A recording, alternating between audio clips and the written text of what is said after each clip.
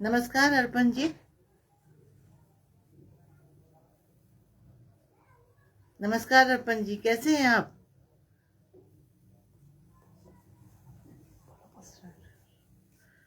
ये मेरा सौभाग्य है कि इतना बड़ा जो महाआयोजन आप कर रहे हैं कृष्णा सोपती पर एकाग्र, उसमें सम्मिलित होने के लिए आपने मुझे आमंत्रित किया है।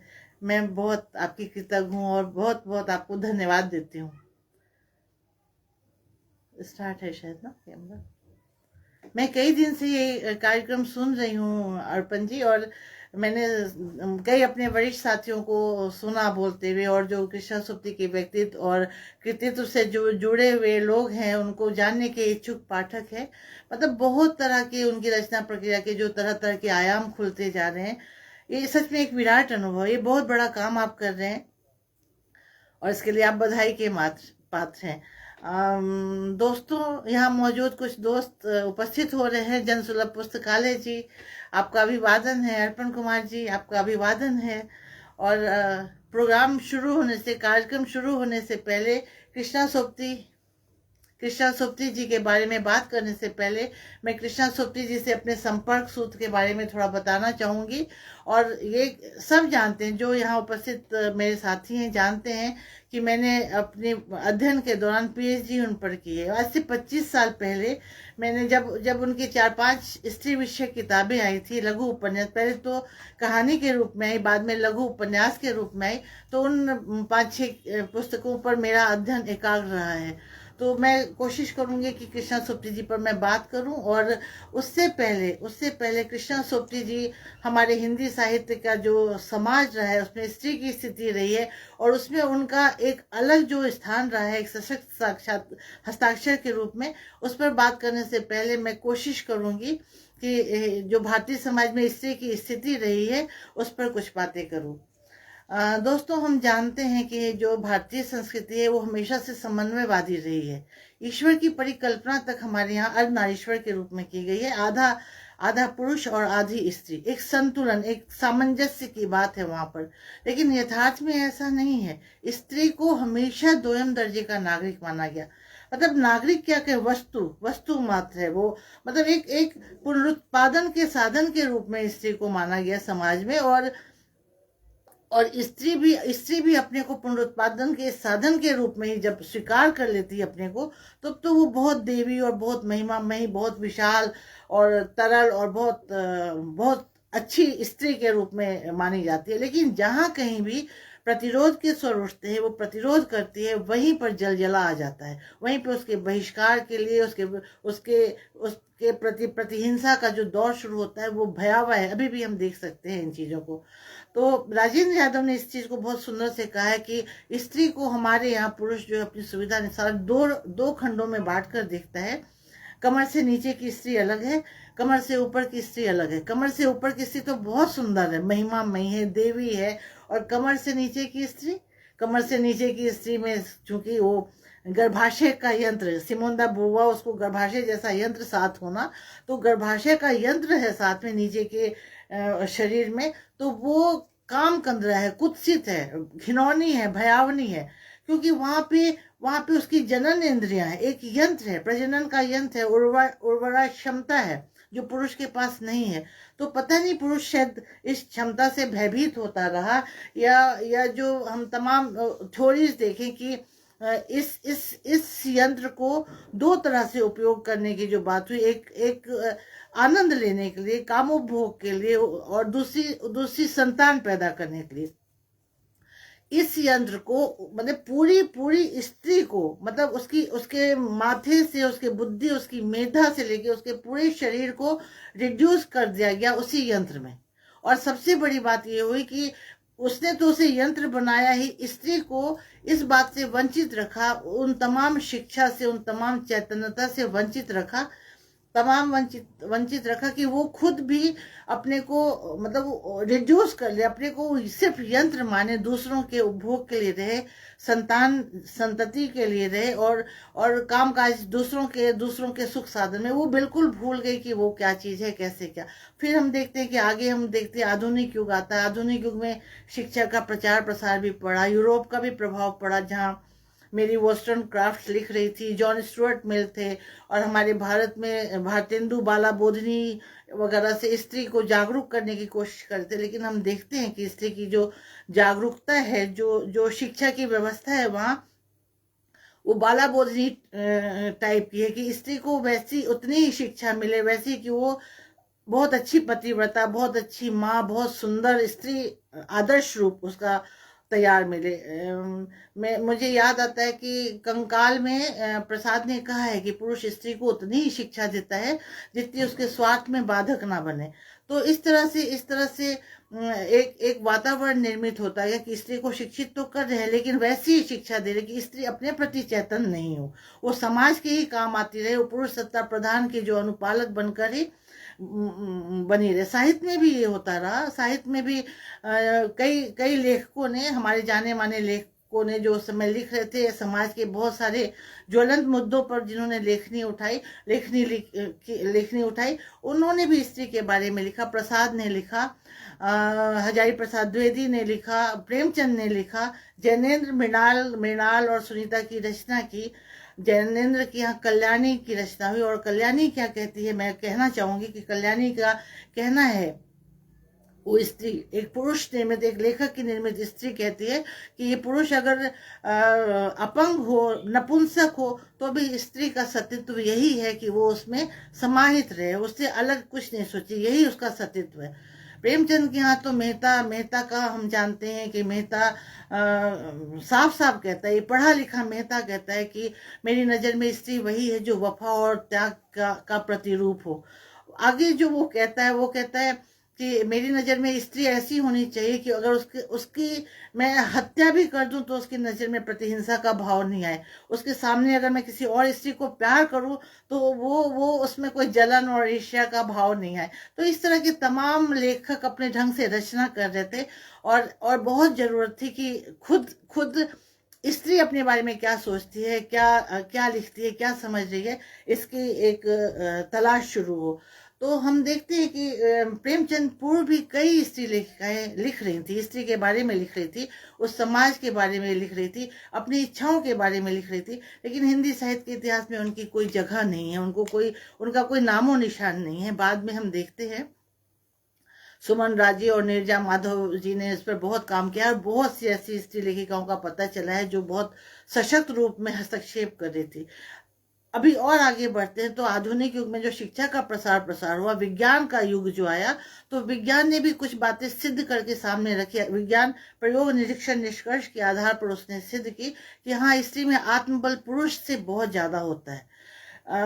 जैसे पहले शास्त्रों की एक उक्ति थी कि स्त्रियों में जो काम शक्ति है वो 8 गुनी ज्यादा होती है पुरुष से, और शायद पुरुष इसी को बांधने नाथने की कोशिशों में ज्यादा लगे रहते हैं इस शक्ति को। बाद में विज्ञान ने भी ये सिद्ध किया। विज्ञान ने कहा कि स्त्रियों के रक्त में चूंकि गामा ग्लोबिन की मात्रा ज्यादा होती है, चूंकि एक्स क्रोमोसोम्स की मात्रा ज्यादा है, और एक जो एस्ट्रोजन नामक हार्मोन है, इस माने प्राण रक्षक तत्व है, ये स्त्रियों में बहुत अधिक रूप में है, इसलिए स्त्रियों में अधिक जिजीविषा, जीवट, तेजस्वी है, और उनमें जो आत्म बल है उसका वो बहुत प्रचुर मात्रा में है।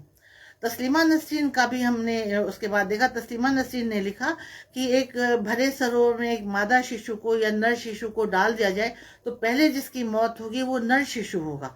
तो इस तरह की तमाम व्याख्याएं सामने आ रही थी, और फिर हम देखते हैं कि हिंदी साहित्य में अगर हम देखें तो हम देखते हैं कि बहुत सारी लेखिकाओं ने कलम थामी और लिखना शुरू किया। अगर हम पीछे मुड़ के याद करते हैं कि सिमोन दा बोवा को या महादेवी वर्मा को, उन लोगों ने साफ लिखा है कि स्त्री की जो समस्याएं हैं उसका समाधान स्त्री स्वयं निकालेगी, स्त्री की मुक्ति का मार्ग स्वयं उसके द्वारा निकलेगा। तो हम देखते हैं हिंदी साहित्य में बहुत सारी लेखिकाओं ने लिखा और बहुत अपने अपने ढंग से स्त्री की स्थिति की छानबीन की और समाज में उसकी कैसी स्थिति है इसका वर्णन किया। उसमें बहुत सारा नासिरत शर्मा जी, राजी सेठ और मंजुल भगत, कई कई स्त्रियों ने, मृदुलागढ़ की चितकोबरा ने तो कोहराम ही मचा दिया। फिर कृष्णा सोपती जी, तो ऐसी तमाम लेखिकाएं लिख रही थी। लेकिन क्योंकि अभी कृष्णा सोपती जी पे मैं बात करूंगी, और मैं आप सब जानते हैं कि अब तक जो लेखन हुआ है उसमें कृष्णा सोपती जी बहुत ही बोल्ड लेखिका मानी जाती हैं। एक स्त्री होकर वो इतना कुछ लिख रही है जो पुरुष भी कह सुन पाने में असमर्थ होते हैं कई बार लिखने में, वो एक स्त्री होकर कह सुन रही। सिर्फ इसीलिए उनकी वो बोल्डनेस नहीं है, बल्कि भाषा और कथ्य का जो पैनापन है, और अपनी विशिष्ट शैली से जो एक एक चेतन, एक एक अतिरिक्त बौद्धिकता से जो उन समस्याओं को देखना है, और उसके उसके विरोध में ऐसे ऐसे प्रश्न खड़े करने हैं जहां समाज जो है, जो सदियों से जो वर्चस्व है प्रतिसत्ता प्रधान समाज का, तो वो चुप हो जाता है, निरुत्तर हो जाता है। इसीलिए कृष्णा सोपती बहुत ही महत्वपूर्ण कथाकार है।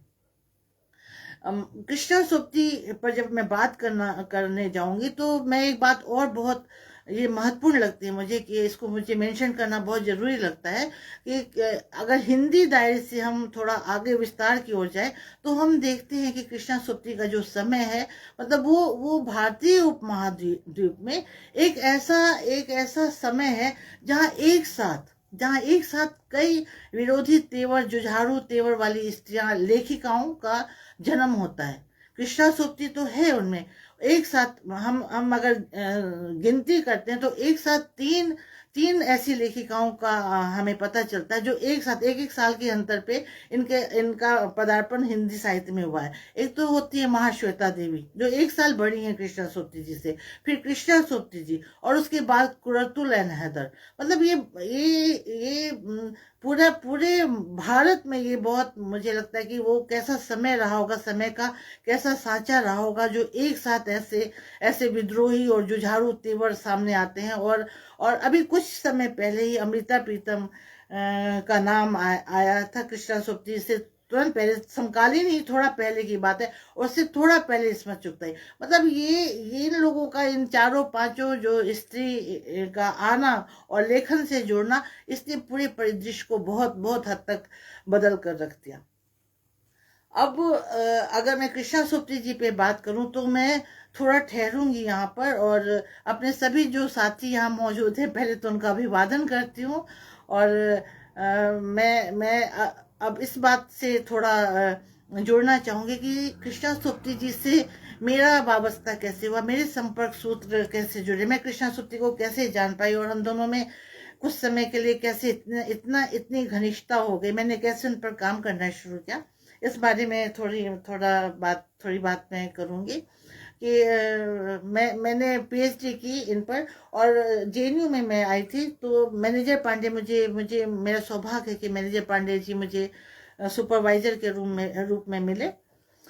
तो मैनेजर पांडे जी ने मुझसे पूछा कि किस विषय पर तुम काम करना चाहोगी। मैनेजर पांडे जी खुद बहुत स्त्री विमर्श के बहुत अच्छे पैरोकार, तो मैनेजर पांडे जी इतना तो जान चुके थे कि मैं बिहार की पृष्ठभूमि से, मिथिला प्रदेश से आई हूँ, लेकिन बाबा नागार्जुन के कारण वो ये जान चुके थे कि जो मेरी पृष्ठभूमि है वो पंजाबी परिवेश की है। अब मैं थोड़ा सा ये बताऊंगी कि क्योंकि यहाँ बहुत जरूरी है, क्योंकि कई प्रश्न ऐसे आते हैं कि कृष्णा सोपती जो ऐसा लिखती है, पंजाबियत है, पंजाबी मिजाज है, क्या खासियत है, किस तरह, तो मैं इसका थोड़ा सा संकेत करना चाहूंगी। तो मैं हालांकि बिहार से हूँ, लेकिन मेरे जो पूर्वज है, वो मेरी नानी, मेरी माँ, ये लोग पाकिस्तान से आए थे विभाजन के बाद। बहुत यातनाएं और पीड़ाएं सह के, और कई कई शहरों के, जालंधर, अमृतसर, दिल्ली के रिफ्यूजी कैंपों में ठहरते हुए, रुलते हुए, रोते हुए ये लोग बिहार पहुंचे थे। क्योंकि उनके घर के कुछ मर्द, बिहार में कपास की खेती होती थी, अच्छा व्यापार था, तो व्यापार की दृष्टि को लेते हुए वे बिहार पहुंच चुके थे। तो उन सब ने अपना डेरा डंडा बिहार में लिया, और बिहार सरकार ने रियायती दरों पर जमीन उपलब्ध कराकर उनको रिहायशी प्रदान की। तो ये जो वहां से आए हुए लोग थे, वो 3 4 5 गलियों में एक साथ एक जगह बस गए। ये एक तरह से मिनी पंजाब ही हो गया था। वहां के मुल्तान की डेरा इस्माइल खान से आए थे, और उसके आसपास ही गुजरा वाला कृष्णा सोपती जी का भी पिंड कहते हैं, हम गांव को पिंड कहते हैं, वही पिंड की वो थी। तो हमारा हमारा जो यहाँ रिहायशी हुआ, तो बिहार की मिट्टी से बहुत दूर हमारा जो बचपन था वो इन्हीं इन्हीं बोली बानी रीति रिवाजों और मतलब हम लोगों ने जो हमारा हमारा बचपन बीता वो पूरे पंजाबियों के साथ, मतलब बाहर की कोई हमें अभी बाहर के परिवेश का कोई असर नहीं था। पूरा का पूरा बचपन उसी बोली बानी रीति रिवाजों, पहनावा। और ऐसा होता था कि जब हम बड़े होते थे, पढ़ने लिखने से वास्ता नहीं था, थोड़ा थोड़ा गुरमुखी सिखा देते थे पूर्वज, और ग्रंथ साहब सुखमनी साहब का पाठ करना। और आपस में जो 3-4 गलियां थी उन्हीं में हमारी शादियां हो जाती थी, उन्हीं में संतान हो जाते थे, बिजनेस थोड़ा बहुत पुरुष संभाल ले, स्त्रियां उसी में मर खप जाती थी। यही हमारा कैरियर था और यही हमारा जीवन था। लेकिन मैं पढ़ने में थोड़ी अच्छी थी, पढ़ने का शौक था, तो मैं धीरे धीरे निकली और आप सबको पता है जेएनयू तक पहुंची। उसके बाद तो उन गलियों की आबो हवा ही बदल गई, लंदन अमेरिका तक इंजीनियर हो रही हैं वहां की लड़कियां। तो खैर मैं जब जेएनयू में पहुंची और मैनेजर पांडे जी ने मुझसे पूछा, तो इस बीच मैं एक बात और बताना चाहूंगी कि जब मैं बीए तक पहुंची और ललित नारायण मिथिला यूनिवर्सिटी से, तो हमें कुछ फ्रेंड मिले थे, 2-3 ऐसे दोस्त थे जो साहित्य में रुचि रखते थे। जैसे अविनाश था, अभी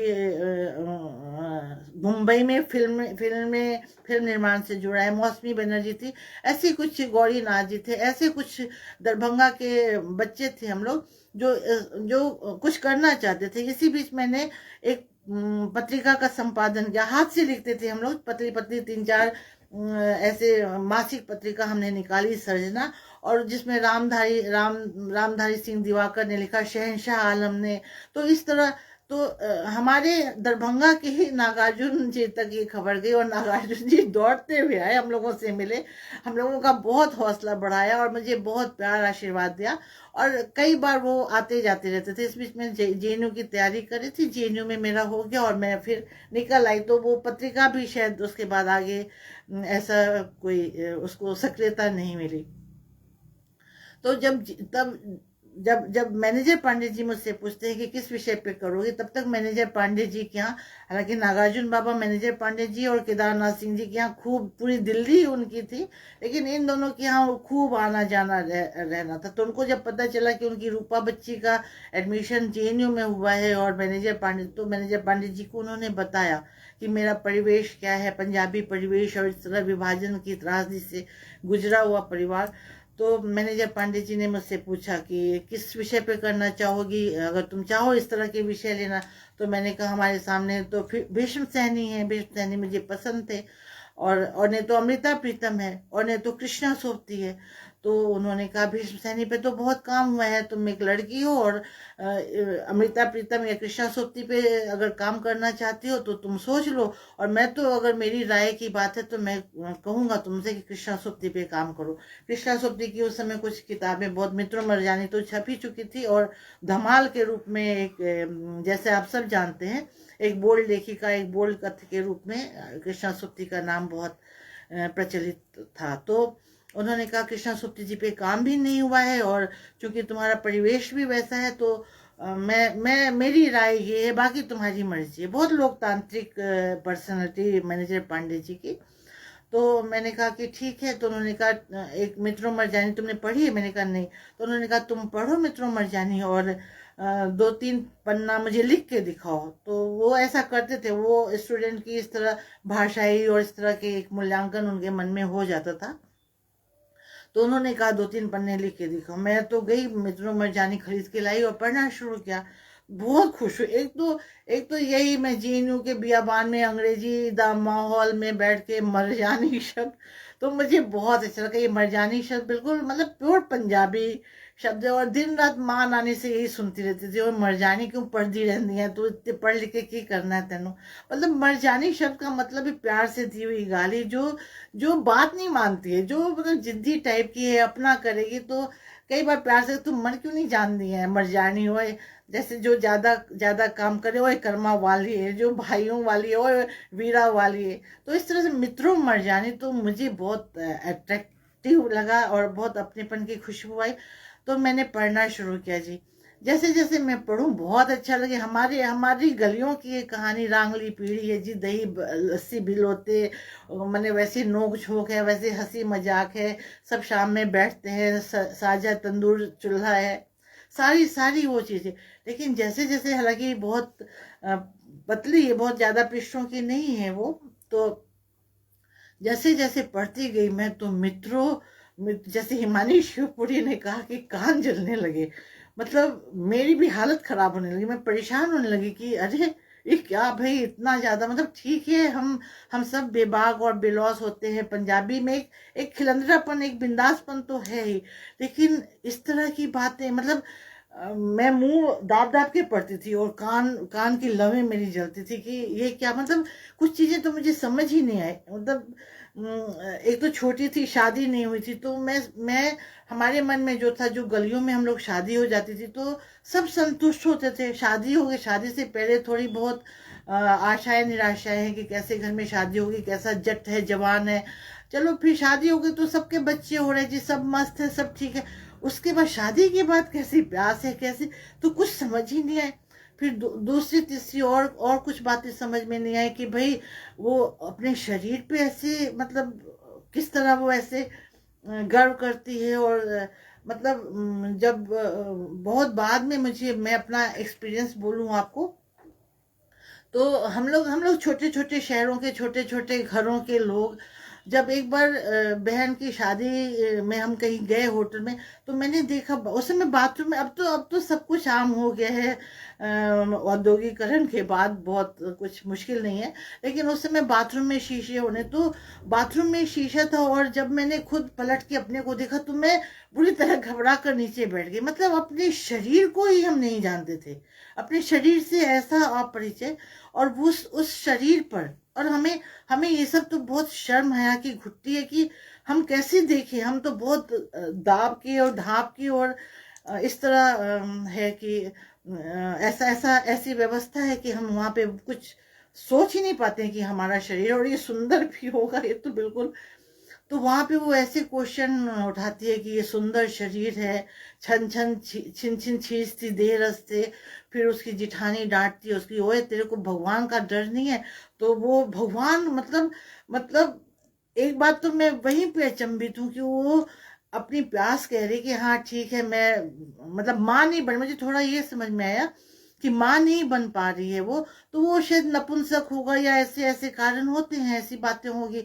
लेकिन लेकिन ये समझ में नहीं आता है कि वो जब ईश्वर की बात कहती है कि ईश्वर से डर नहीं लगता, तो कहता है कि मतलब कैसा मिथक, जो तुमने सदियों से जो ईश्वर की परिकल्पना की है पुरुष के रूप में, उसको वो एक सेंटेंस में धराशायी कर देती है कि वो अलबेली गुमान एक बार मित्रों की ओर देख भी तो लेगा। मतलब और बनाओ तुम, पुरुषों पुरुषों की परिकल्पना तो जब स्त्री बगावत पर आएगी और अपनी बात कहे तो एक चुटकी में वो खत्म कर देती है। एक बात तो ये, और दूसरी बात कि वो अपने पति पर ऐसे कि वो मेरे देह में इतनी प्यास है और वो ये, तो इस तरह की बहुत सी बातें। फिर एक चीज और मुझे बाद में लगा कि सब कुछ है, असंतुष्ट है, तो फिर वापस घर को क्यों मुड़ जाती है, वो कुछ भी करे। फिर एक बात और लगा कि उसकी उसकी माँ अगर इस तरह रमणी है, जो जो मतलब एक तरह से मोटे शब्दों में हम कह रहे हैं कि वेश्या है, तो फिर ऐसी कैसी रमणी है, ऐसी कैसी वेश्या है कि अपने अपनी बेटी के खसम पर उसकी नजरें हैं। और मतलब मुझे कुछ समझ नहीं आया कि क्या है क्या। थोड़ा थोड़ा ठहरती थी तो समझ में आता था, और एक एक करुणा उपस्थित थी मन में मित्रों के प्रति। तो मैं थोड़ा ठहरी, कुछ दिन ठहरी, और फिर मैंने चीजें बहुत 4 5 10 पन्ने लिख के फिर मैं मैनेजर पांडे जी के पास गई। मैनेजर पांडे जी ने बैठाया, और हालांकि वो लेके रख लेते हैं, लेकिन सामने में बैठाया और अपना सिगार वो करते हुए, और वो पढ़ते गए। बीच बीच में थोड़ा उनकी भौवें, मतलब बहुत सख्त बहुत सख्त प्रोफेसर है, उनकी भौवें चढ़े, कभी बीच बीच में वो सिगार रख दे, कभी कभी स्माइल दे, और अंत में एक बड़ी सी स्माइल देगी। मैंने छोटे कद के तो हैं मेरे प्यारे सर जी, लेकिन बड़ी सी स्माइल दे के उन्होंने वो पन्ने रखे और बोले कि तो कभी मित्र मरजानी पढ़ लिया तुमने? तो मैंने कहा हाँ सर, लेकिन मुझे बहुत सारे ऐसे लगा कि ये कैसे। तो उन्होंने कहा कि कृष्णा सुप्ती जी से मिली हो कभी? तो मैंने कहा नहीं, नहीं मिली हूँ।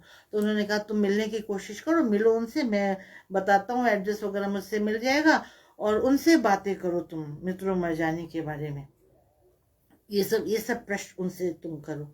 तो मैंने कहा ठीक है जी, निडरता तो हम लोगों के खून में। मैंने कहा ठीक है जी, मैं जाकर। तो मेरा एक पटना बिहार का एक दोस्त था, मैं उसके साथ पूर्वाशा गई, मिली। कृष्णा सोप्ती जी ने पहले तो पता होता पूछा कौन है, लेकिन जब पता चला कि जेएनयू से आई है और मैनेजर पांडे जी की शिष्या है, और मतलब उनके साहित्य पर काम करना चाहती है, तो बहुत प्यार से बैठाया उठाया। बहुत बहुत मेरी 4-5 मुलाकातें होंगी, लेकिन बहुत प्यार पाया है मैंने उनसे, बहुत आत्मीयता, और घनिष्ठ हो गए थे हम लोग।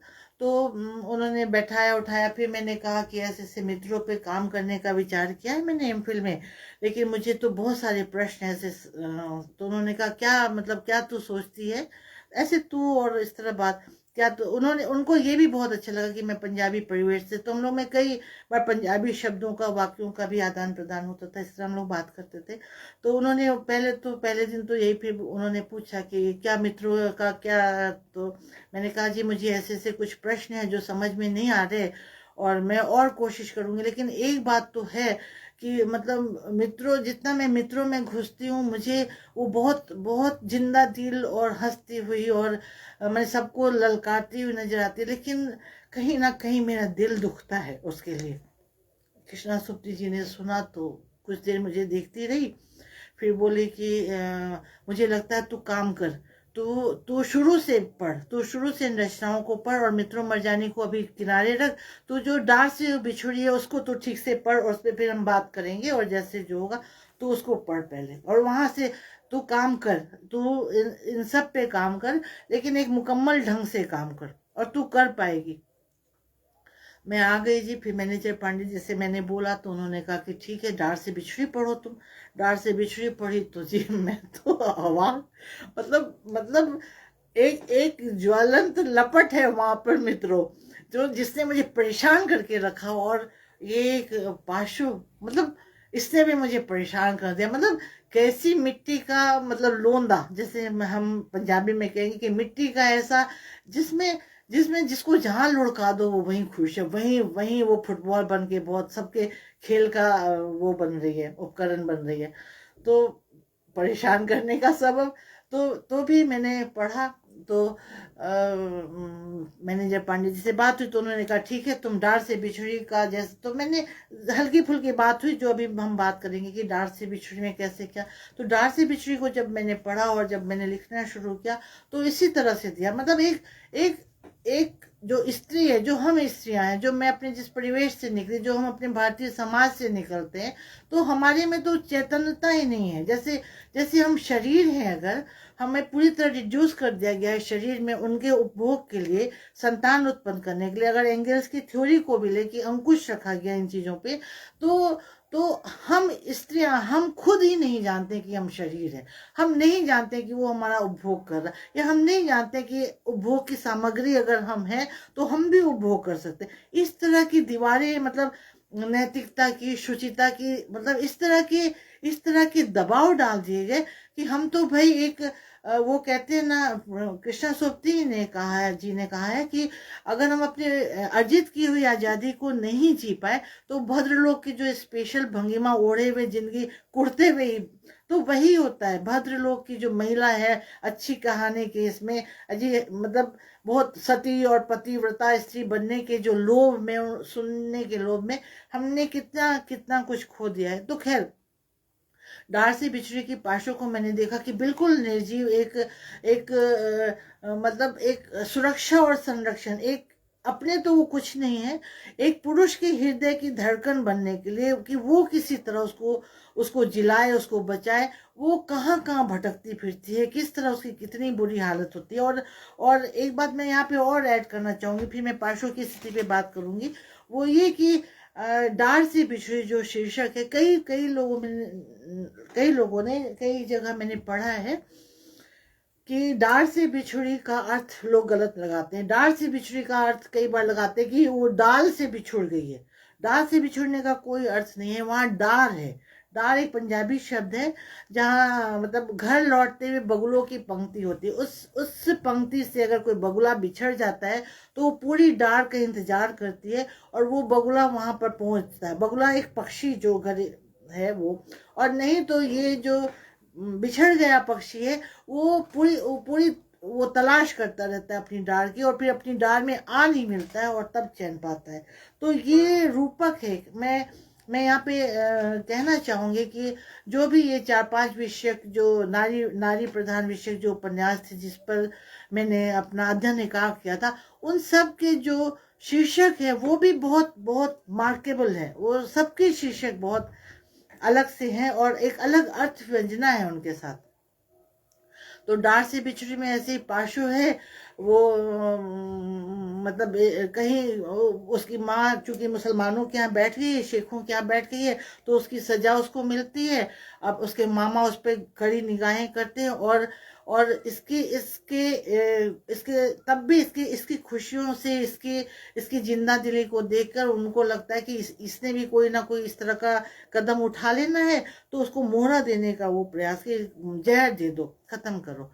अब ये जहर देने का और स्त्री को खत्म करने का और स्त्री की भ्रूण हत्याएं, और आप सब जानते हैं, मुझे यहाँ पे बोलने की जरूरत नहीं होगी शायद, क्योंकि समय इतना ज्यादा नहीं है कि इतना इतना सारा सब कुछ मैं बोल सकूं। लेकिन आप सब जानते होंगे कि पंजाब का जो इतिहास है। कल एक बोल किसी ने पूछा भी कि पंजाब में जो ये एकाग्र जो सीरीज जा रहा है उसमें कुछ लोगों ने प्रश्न किए थे कि पंजाब में ऐसा, तो उत्तर दिया गया कि नहीं ऐसा नहीं है, उत्तर प्रदेश में भी ऐसा है, बिहार में भी ऐसा है, पंजाब की ऐसी खासियत। लेकिन पंजाब का इतिहास बताता है कि वहाँ स्त्रियों को मतलब मार ही दिया जाता था। जब जब अंग्रेज खालसाओं का युद्ध हुआ अंग्रेजों के साथ, और जब आपस में सामंजस्य हुआ, तो अंग्रेजों ने जो धन की और इस सब की लालसा में जमीन खोदनी वहां शुरू की, तो हर घर में पता नहीं 4-5-7-8 कंकाल निकले स्त्री हड्डियों के।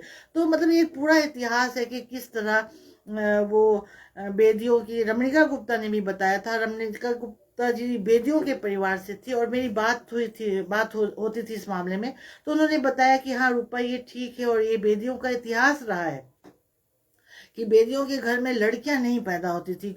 गुरु परमजीत जी थे, उनके बेटों के साथ कहीं शादी में दूर तक जाना पड़ा उनके बेटों को अपनी बहन को विदा करने में, और कुछ मजाक हो गया, मजाक में उनके बेटों को उनके घर तक ले गए गांव वाले। तो परमजीत जो गुरुजी थे बड़े शाहकार थे, उनको जब पता चला तो अपने पुत्रों का अपमान उनको लगा, और उसके बाद से उन्होंने ऐलान कर दिया, सरेआम ऐलान कर दिया कि बेदियों के घर अब लड़कियां पैदा नहीं होंगी। तो नमक चटाके और इस तरह से कई, मतलब ये इतिहास है रंजीत सिंह के जमाने का। तो कृष्णा सोपती की यहाँ जब हम देखते हैं कि ये मृत्यु की जो जद्दोजहद है, या मृत्यु दे देना, मतलब हम जब आधुनिक युग में आते हैं और व्यक्तित्व की बात करते हैं, अस्मिता की बात करते हैं, तो मुझे लगता है कि ये तो तब बात होगी ना जब जीवन बचेगा। वहां तो जीवन को मिटाने, स्त्री के जीवन को ही कुछ नहीं समझने का, उसको मिटा डालने की जहाँ पे ऐसी सरेआम जिद है, वहां ये कितनी बड़ी जद्दोजहद है। और पाशो जहां सुनती है कि मेरी जान को खतरा है, ये लोग मार देंगे, वो निकल जाती। उसके बाद तो सबको पता है कि कहाँ कहाँ बूढ़े दीवान जी से शादी होती है उसकी, और फिर बहुत जगह भटकना पड़ता है मंझले के साथ, और कहीं वो अपनी संतान कहीं होता है, संतान से भी बिछड़ती है, रो पीट के हर जगह बचा लो मुझे, बचा लो की गुहार लगाती हुई। और जहाँ भी है वो अपने अपने सगे संबंधी का लाड़ दिखाते हुए कि किसी तरह मैं बच जाऊं और अपने बिछड़े डार से आन मिलूं। वो फोन है, फोन कैसे काटूं? हाँ। तो वो ऐसे ही मतलब इधर से उधर एक वस्तु की तरह। तो ये मैंने तो फिर मैंने जब ध्यान से देखा तो मुझे लगा कि ये वस्तु तो है कि ये बिल्कुल निर्जीव मिट्टी का लोंदा जिसको मैं कहूँ, लेकिन फिर भी शिक्षा का अभाव है, जीने की जद्दोजहद है, अस्मिता और अस्तित्व वगैरह तो बहुत दूर का प्रश्न है उसके सामने किसी तरह उसकी जो भी नैसर्गिक बुद्धि मिली है, जिसको जिसको पूरे समाज ने कोशिश की है कि उसको मार दे, तो इससे वो स्पार्क जो है उससे वो अपने को बचा लेने की जो जिजीविषा से जुड़ते हैं वो अनोखा है। रातों रात छत फैलाते हुए वो पहुंच जाती है अपने। और ये और मैंने देखा कि जिस मतलब मुस्लिम के यहाँ है, चूंकि वो उसकी माँ और वो उसके मामू लोग उस पर बहुत कड़ी नजर रखते हैं, फिर भी ये अपना खूब सुंदर परांदी डाल के और रंगीले रुमाल लहराते हुए वो मुस्लिम करीम के महल्ले से गुजर जाती है मुस्कुराते हुए। मतलब अपने जीने की जो अदम्य लालसा है वो अद्भुत है। और बहुत तमाम तरह के संघर्षों को पार करते हुए वो जो अपने अपने डार में आ मिलते, ये मतलब ये कैसी अदम्यता है, इसने मुझे बहुत प्रभावित किया। और लगा कि कृष्णा सुप्ती का ही ट्रीटमेंट ऐसा हो सकता था कि सब कुछ के बावजूद वो उस स्पार्क को बचा पाती है और लौटती। हालांकि बहुत गुस्सा भी आया कि कई लोगों ने इसको जैसे वो कहती रहती है कि सब जिए जागे और सब सुखी रहे, विगत को विगत जानकर वो ढक देती है। तो मुझे बहुत गुस्सा भी आया कि मतलब कितना कितना लेल्हापन है, कितना कितना लोंदापन है कि मतलब प्रतिरोध की जरा भी वो उसे तो जो जो उसे ऐसे लूट रहे खसोट रहे, कम से कम एक बार गाली तो दे मन भर के कि मर बन जो तुझसे बेड़ा रोड।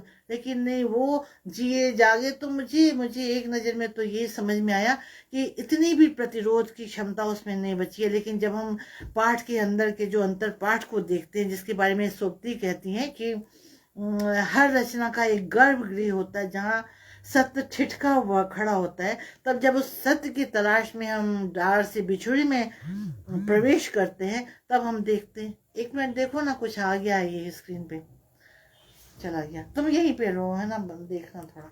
तो तब हम देखते हैं कि नहीं, ये जो ज्वाला है वो आगे बढ़ती है और उसके बाद जो ज्वाला की लपट है मित्रों मर जानी, उससे हमारा साक्षात्कार होता। मतलब ये कहाँ मजबूरी, मजलूमियत और बेचारगी से भरी हुई पाशु, और वहाँ अपने अंदर बाहर को की जो ईमानदारी है उसको बड़ी निर्ममता से सामने रखने की जो जिद है, वो है मित्रों।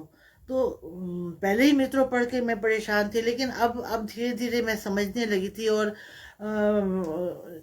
और तमाम और साहित्य जो मैं पढ़ रही थी उसमें कृष्णा सुप्ती अलग कैसे है, कृष्णा सुप्ती की स्त्रियां अलग कैसे है, और कृष्णा सुप्ती का ट्रीटमेंट कैसे है, ये मुझे थोड़ा थोड़ा समझ में आने लगा। तो मैंने देखा कि मित्रों जो है, बहुत लोगों ने इस पे तो बहुत लिखा गया कि बहुत ही बोल्ड स्त्री है। और राजेंद्र यादव जी ने लिखा कि मुंह चिढ़ाती हुई समाज के जो गले सड़े विधान है उसको मुंह चिढ़ाती हुई सीधी सीधी। विश्वनाथ त्रिपाठी जी का आप लोगों ने उदाहरण दिया था कि जो वो मतलब जो चुपीती षड्यंत्र हैं पितृसत्तात्मक समाज के, उस पर एक बहुत कड़े डंडे का प्रहार के रूप में है मित्रों। तो इस तरह से मित्रों अपने तमाम तरह के और मुझे लगता है अब जो हम उत्तर आधुनिक एज में हैं, अब जो हम पोस्ट इंडस्ट्रियलाइजेशन की एज में है, बहुत सारे विमर्श हमारे सामने है, बहुत सारे विमर्श हमारे सामने पैदा हो रहे हैं, चाहे फूको के, ल्योतार के, या तमाम तरह के जो हम अब पढ़ रहे हैं, वो उसके बरस अगर हम सोप्ती के यहाँ देखते हैं तो सोप्ती के यहाँ मतलब बहुत सारी विमर्शों की नींव वहां पड़ चुकी है। सुधीश पचौड़ी ने भी लिखा है कि मित्रों के जो प्रश्न है मतलब अलग अलग कि अपने डालें जिंद जहान का एक ऐसा व्यापार कि अपने डालें तो पुण्य प्रताप और दूसरे डालें तो पाप। मतलब ऐसा सवाल, ऐसा एक सवाल मैंने उड़िया लेखक कुंदनिका कापाड़िया के यहाँ पढ़ा था कि ऐसा अगर मातृत्व को तुम इतना महिमा मंडित करते हो, मातृत्व इतना दैवीय चीज है तुम्हारे यहाँ, तो अनब्याही स्त्री अगर माँ बनती है तो उसको इतना उस पर इतना मतलब हिंसा क्यों? मतलब वो माँ ही तो बन रही है मातृत्व को। तो ये जो दोहरा आचरण है और ये जो उनकी दोहरी नीति है, इस सब का पर्दाफाश मित्रों करती है। अपनी प्यास के बारे में कहती है और अपने अपने मर्ज के ऊपर आक्षेप उठाती है कि ये तो मतलब बहुत पखवाड़े इस बात को समझ पाता है। इस तरह की बहुत सी ऐसी ऐसी बातें जो समाज में कोई कह नहीं सकता था। स्त्री तो नहीं कह सकती थी, वो स्त्री एक सामने में आकर इन बातों को लाती है। और फिर जैसे मेरे सामने ये प्रश्न था कि वो परिवार की ओर क्यों मुड़ती है, तो अगर गौर से हम देखें तो जैसे जैसे डार्सी बिछुड़ी की यहाँ शिक्षा का अभाव एक नैसर्गिक, जिसको जिसको हेलन किलर ने एसेंशियलिज्म और बायोलिज्म के बीच जो एक स्पार्क है, स्त्री का नैसर्गिक जो एक स्पार्क है, कहते हैं कि एक जो तीसरी आंख है जिससे वो बहुत कुछ समझ लेती है, बहुत कुछ जान लेती है कि सामने वाले के मन में क्या है। तो उस बायोलिज्म और उस एसेंशियलिज्म मित्रों में इतना इतना सतर्क रूप में, क्योंकि शिक्षा तो वहां है नहीं, शिक्षा वहां नहीं है, विकल्प वहां नहीं है। और साथ ही चूंकि वो रमनी की बेटी है और पारिवारिकता है, और इतने दिन वो पारिवारिकता का सुख उसने देखा। पारिवारिकता का भी तो सुख होता है, परिवार का सुख। ये संस्थाएं अब तक इसलिए तो फलीभूत हो रही है कि सब कुछ के बावजूद कहीं कुछ थोड़े मोड़े सुख हमें मिलते हैं, थोड़ी बहुत सुरक्षा संरक्षण है। तो ये बात हम फिर करेंगे कि जो कृष्णा सोपती है वो बहुत मूर्ति भंजक लेखिका नहीं है। वो जैसे हमारा शीर्षक भी हमें अर्पण कुमार जी ने दिया है कि समावेशी अस्मिता।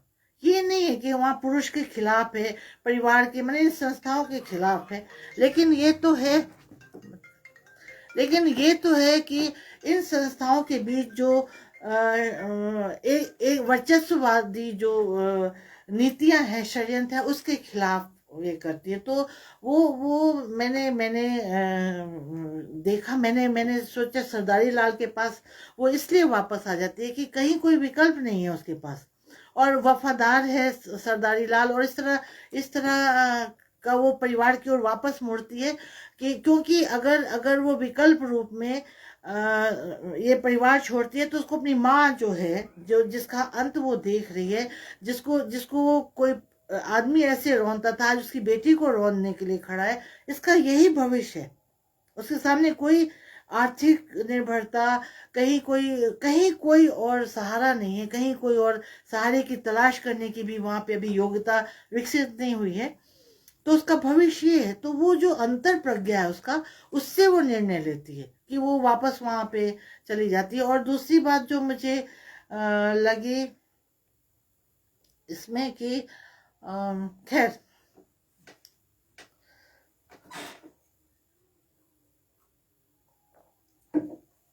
हाँ, दूसरी बात जो इसमें मुझे लगी कि कृष्णा सोपती जी ने उसकी माँ को एक रमणी रूप में क्यों चुना। मतलब ये एक जस्टिफिकेशन नहीं है क्या कि मित्रों इतनी बेबाक और इतनी बेलौस है और अपनी जरूरतों को इतना खुलेआम कहती है, तो एक संतोष हो वहां पर छिपा हुआ कि रमणी की बेटी है इसीलिए इतनी बेलौस और इतनी वो है। तो मुझे लगता है कि ये रचनाकार का दांव पे। जब मुझे इस प्रश्न के उत्तर में, जब मैं पहली बार मित्रों मरजानी को लेकर कृष्णा सोपती जी के पास गई थी और ये प्रश्न उठाया था मैंने, तो मुझे उनके उत्तर में उनकी वो नटखट, उस समय बात तो हुई नहीं थी, लेकिन इस प्रश्न के उत्तर में जो उनकी नटखट हंसी थी वो मुझे बार बार याद आती थी। मतलब मुझे यहाँ पे बोलने में कोताही नहीं बरतनी चाहिए कि कृष्णा सोपती जी एक बहुत ही सतर्क और बहुत ही चौकस, अतिरिक्त बौद्धिक और अपने बारे में कुछ भी कहा गया है, पढ़ा गया है, लिखा गया है तो उसके बारे में बहुत ही सतर्क महिला थी। मतलब मेरी अजीज थी, मेरी घनिष्ठ थी, तो मैं थोड़ा उस तरह से उनका आश्रय लेके मैं इस बात को कहूंगी कि वो बहुत ही, और इसके उदाहरण मिलते हैं। मैंने मांडू ने देखा, उसमें स्वदेश दीपक भी एक दो घटनाओं का ऐसा चित्रण करते हैं, ऐसी बातें बोलते हैं। खैर जो हो, तो उनकी वो नटखट हंसी मुझे याद है कि जब रमनी को माँ क्यों चुना, एक साधारण परिवार की स्त्री क्यों नहीं ऐसी हो सकती। तो मुझे मतलब अपने को समझाने के लिए मैंने प्रेमचंद जी की तरफ देखा, हमारे जो मशाल, साहित्य को मशाल कहने वाले। तो मैंने पाया, और हम लोग जेएनयू में थे तो डिस्कशन भी करते थे, तो कई बातों से फिर मुझे अपने को इस बात से संतुष्ट करना पड़ा कि प्रेमचंद ने भी अपने समय में बहुत सारी इश्यूज पे लिखा, स्त्रियों के, जैसे हमने पहले ही कहा, स्त्रियों के इश्यूज पे लिखा, अपने समय की समस्याओं पर लिखा। लेकिन लेकिन ये बहुत बड़ा सच है कि उन्होंने एक विधवा से शादी किया, ये सब जानते हैं, लेकिन उन्होंने अपनी किसी भी रचना में विधवा विवाह को समर्थन नहीं दिया। तो कई बार ऐसा होता है कि जो समाज की रूपरेखा है, जो ठाकुर सुहाती जो समाज है, जो वर्चस्व, उसके एकदम से खिलाफ धीरे धीरे जाओ, धीरे धीरे बढ़ रहे हम, उसके एकदम से इतना खिलाफ होने का जो दुस्साहस है, वो है, लेखकों में है। लेकिन उसको उसको एक लेखकीय हुनर, एक लेखकीय दांव पेच की सहायता से अगर उसको थोड़ा सा किनारे करके जो ज्यादा महत्वपूर्ण समस्या है वो सामने रखना है, तो वो लेखकीय हुनर का वो अद्भुत कौशल जो है उसका नमूना है। तो मुझे लगता है कि ये रमणी को चुनने का उसकी माँ के रूप में, ये उनका एक दांव पेची और एक सोची समझी एक रणनीति के तहत, लेखकीय हुनर इसको कह लें, उसके तहत ये बात रही होगी। अब हम आते हैं, जैसे जैसे मित्रों मरजानी के बाद हम फिर तीसरे उपन्यास, आप सबको पता है कि मित्रों मरजानी ने 70 में लिखा गया, और उसके बाद का जो उपन्यास था सूरजमुखी अंधेरे के, वो 72 का उपन्यास है। और जब मैं इस उपन्यास पे आई तो जी मेरे तो सारे गिले शिकवे बिल्कुल खत्म हो गए। मतलब मैं फिदा थी, कृष्णा सुप्ती पे फिदा थी, और मुझे बहुत अफसोस था कि कृष्णा सुप्ती की इस रचना को मैंने पहले क्यों नहीं पढ़ा। मैंने कंप्लीट ये एक एक ऐसी रचना मुझे लगी कि जिसको सच में बोल्ड रचना, मुझे अभी तक मैं लिख रही हूँ किताब में, मैंने पहले भी किताबें लिखी और बहुत जल्दी वो बाजार से खत्म हो गई, सेकेंड एडिशन उसका नहीं आ पाया, और उसके बाद मेरे लिखने पढ़ने में एक गैप आया। और लेकिन अब मैं जब फिर से जुड़ी हूँ तो मैं काम कर रही हूँ, मैं करूँगी, कृष्णा सुप्ती जी पे मुझे लिखना है, तो मैं इन चीज़ों को दूंगी कि मित्रों मरजानी को अब तक का सबसे बोल्ड उपन्यास माना गया, लेकिन मेरी दृष्टि में सबसे बोल्ड उपन्यास उनका सूरजमुखी अंधेरे के। मतलब भारतीय समाज की ऐसी ऐसी समस्याएं वहां पे है,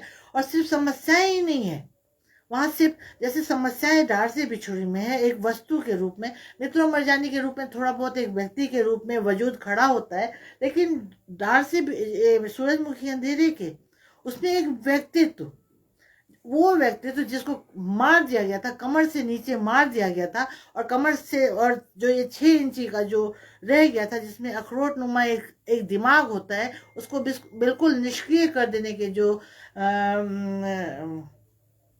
मतलब षड्यंत्र रचे गए, या जो जैसी सोच विकसित की गई, तो इस सिर्फ उसका जो वो पूरा अंग है, पूरा आधा शरीर है, वो फ्रिजिडिटी का शिकार हो गया। क्यों? क्योंकि बचपन में उसके साथ बलात्कार हुआ था।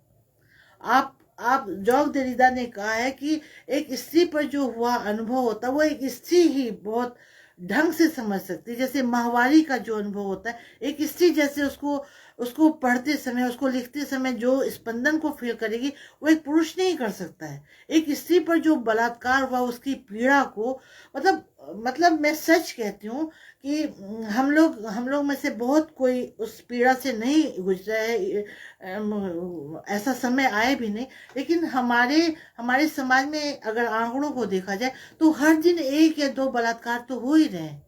हमने कभी कोशिश की है ये जानने के लिए कि उस स्त्री पर क्या बीतती होगी। वो बलात्कार हो रहा है तब, बलात्कार के बाद जब समाज उसका अपमान कर रहा है तब, और बलात्कार के बाद जो बहुत बहुत प्यारे जो क्षण हैं गृहस्थ जीवन के और काम भावना के, जो बहुत नैसर्गिक अर्ज है, उसको उसको फील करने में वो घटनाएं कितना कितना कैसे अवरोधक के रूप में आती होंगी, कभी हमने सोचा है? कभी हमने नहीं सोचा। लेकिन सूरजमुखी अंधेरे के, मैंने कहा, पहले भी कहा मैंने कि उनकी किताबों के, उनके उपन्यासों के सारे शीर्षक एक अलग सा अर्थ व्यंजित करते हैं। बहुत मानीखेज शीर्षक है, सूरजमुखी, सूरज की ओर मुख करने वाले आज अंधेरे में।